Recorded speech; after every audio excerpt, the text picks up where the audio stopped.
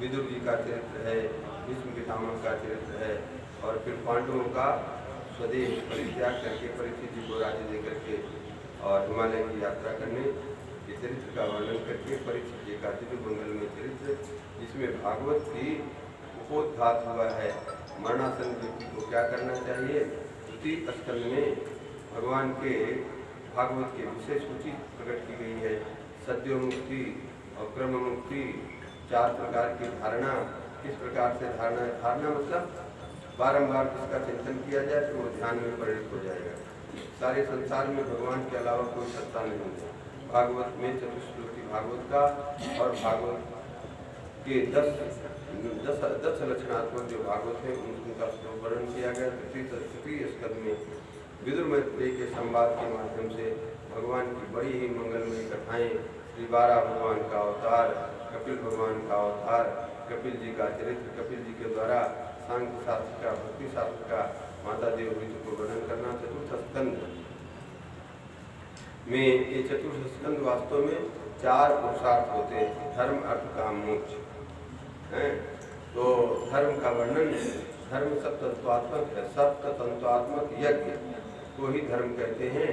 और यज्ञ के माध्यम से सती जी का चरित्र और भगवान शंकर को श्राप, दक्ष इत्यादि उसमें यज्ञ का वर्णन करके 7 अध्याय में धर्म का निरूपण, और फिर उसके पश्चात ध्रुव जी के चरित्र के माध्यम से अर्थ का निरूपण, पृथु जी के चरित्र के माध्यम से काम का निरूपण, और पुरंजनोपाख्यान के माध्यम से मुक्ति के निरूपण का वर्णन किया गया है। पंचम स्कंद भगवान की स्थान लीला है।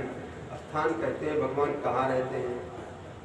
भगवान शंकर ने कहा कहो सो कहाँ जहाँ प्रभु नहीं। भगवान कहाँ नहीं है ये बताओ हमको, तब मैं बता दूँ कहाँ नहीं कहाँ है। जो सर्वत्र भगवान ही है, जल थल आकाश पाताल सब में भगवान की स्थिति है। भूगोल खगोल के माध्यम से, नरकों के माध्यम से और जड़ भरत के चरित्र के माध्यम से सारा बताया गया। और छठे स्कंद में श्री भगवान नाम की महिमा, अजामिलोपाख्यान के माध्यम से भगवान नाम की महिमा, वृत्रासुर का चरित्र और बहुत सारी सृष्टि का विस्तार किया गया है। सप्तम स्कंद में अमृतों की उत्पत्ति, सप्तम स्कंद में श्री प्रहलाद जी का दिव्य मंगलमय चरित्र है और वर्ण धर्म आश्रम के क्या कर्तव्य है इनका वर्णन किया गया है। नवम स्कंद में भगवान के जो अवतार है यदुवंश, सूर्यवंश का वर्णन, जिसमें हमारे राम जी का मंगलमय चरित्र और हमारे श्याम सुंदर का दिव्य मंगलमय चरित्र 12-12 अध्यायों में उनके पूर्वजों का सबका वर्णन किया गया है। एक अध्याय में परम योगी योगियों का कुल श्री निमि जी महाराज के वंश का वर्णन किया गया है, जहाँ श्री जानकी जी का प्राकट्य हुआ है। दसम स्कंद सब लोग जानते हैं भगवान के कैसे कैसे भगवान का प्राकट्य हुआ। प्राकट्य के बाद भगवान कैसे नंद बाबा के यहाँ गए और वहाँ पर नंदोत्सव हुआ है। पूतना वध, तृणासुर इत्यादि सबका वध करके भगवान ने बहुत सारी माखन चोरी और क्या क्या, माखन चोरी के साथ साथ चोरी हो गई, चीर हरण इत्यादि, और कालिया का दमन, ये सब भगवान लीलाएं करके रासलीला इत्यादि का वर्णन करके और भगवान कंस का वध करते हैं। उद्धव जी को पुनः भगवान उद्धव करके यहाँ सबको आश्वासन करते हैं, असुर को पुनः भगवान पहुँचाते हैं धृतराष्ट्र को समझाने के लिए। और कंस का वध करने के बाद अस्थि प्राप्ति जरासंध की आई हुई सेनाओं का भगवान बहुत बार वध करते हैं। काल एवं का उद्धार करते हैं। रुक्मिणी जी के साथ भगवान का ब्याह होता है। फिर जमुना जी के साथ, जामवती जी के साथ, सत्या हैं, नंदा हैं, इन सब के साथ विवाह होता है। धौमासुर के यहाँ से 16,100 और पत्नियों से भगवान, राजकुमारियों से भगवान का ब्याह होता है। प्रद्युम्न के द्वारा संबरासुर का वध और प्रद्युम्न का आना, उनके पुत्र अनिरुद्ध के ब्याह की कथा, ये सारी मंगलमयी कथाएं जो भगवान के जिनके माध्यम से चित्त हमारा भगवान में लगे,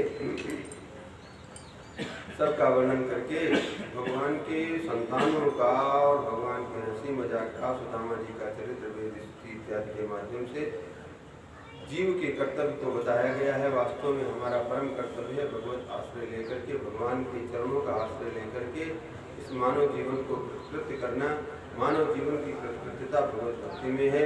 एकादश स्कंद में 9 योगेश्वरों के माध्यम से भागवत धर्म का बहुत ही विशद वर्णन किया गया है। वास्तव में इसको हमेशा स्वाध्याय करना चाहिए। देखो, बिना जाने हम क्या करेंगे, इसलिए जानकारी होगी तब न करेंगे। इसलिए भाई भागवत धर्म का स्वाध्याय करें और सबको अपने अपने घर में भागवत, गीता और रामायण, महाभारत भी रखो। कोई महाभारत नहीं होने वाला। लोग बोलते घर में महाभारत रखेंगे तो महाभारत होगा। कोई महाभारत के पाठ करने का बड़ा भारी महत्व दिया गया है। महाभारत का नित्य स्वाध्याय करना चाहिए। और वो खिल महाभारत क्या है, जैमिनी महाभारत, जैमिनी और जो महाभारत का एक भाग है हरिवंश, जिसको वो भी महाभारत का ही हिस्सा है। वो हरिवंश को पढ़ने से जिनको संतान नहीं होती, संतान होती है। और बढ़िया संतान चाहिए तो उसका पाठ करना चाहिए। ये सब जो है ग्रंथ अपने घर में रखने लायक हैं। इनसे सनातन संस्कृति के बारे में और जो नहीं समझ में आवे तो समझदार के पास चले जाना। कई बातें क्योंकि शास्त्रों में तो ये वेद पुराण इस प्रकार से हैं, समुद्र के जल के समान। समुद्र का जल कैसा खारा खारा, उसको फिल्टर हो जाए तो मीठा भी आएगा। आज तो मशीन आ गई, मीठा भी बना लेते हैं। तो मीठा वाली क्या है, जहाँ हमें संदेह हो वहाँ कहीं विशिष्ट विद्वान महात्मा के द्वारा संदेह का निवारण करना चाहिए। नहीं हमारे बहुत, अरे तुम्हारे यहाँ हिंदुओं में ये लिखा, हिंदुओं में लिखा। हिंदुओं में जितना परिमार्जित, जितना देखने वाला, जितना तार्किक अन्य के यहाँ कोई तर्क नहीं कर सकता है। वहाँ जो लिख दिया वही है। और यहाँ तो तर्क करते रहो और आपके तर्कों का समाधान होता रहेगा। बोलो सीता रामचंद्र भगवान की जय। इस प्रकार से एकादश स्कंद में भक्ति, ज्ञान, वैराग्य, भगवान की विभूतियाँ और विविध धर्मों का उपदेश करते हुए भगवान बुद्धों को बद्रिकाश्रम भेज देते हैं और स्वयं भगवान सारे वंशियों को अपने अपने स्वरूप में पहुंचाते हैं श्राप के माध्यम से। और स्वयं भगवान इस लीला को समाप्त करके एक रूप से भगवान श्रीमद् भागवत जी में पधार गए हैं। इसलिए सेयम वांगमयी मूर्ति, ये साक्षात भगवान ही हैं।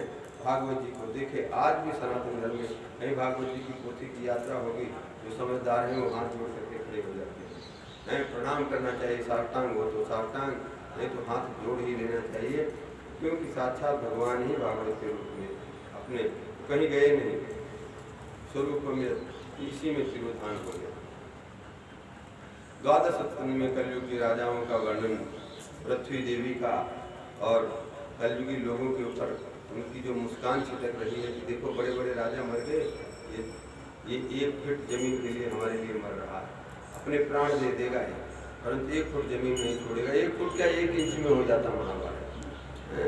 तो ऐसे लोगों के ऊपर हंसती हैं।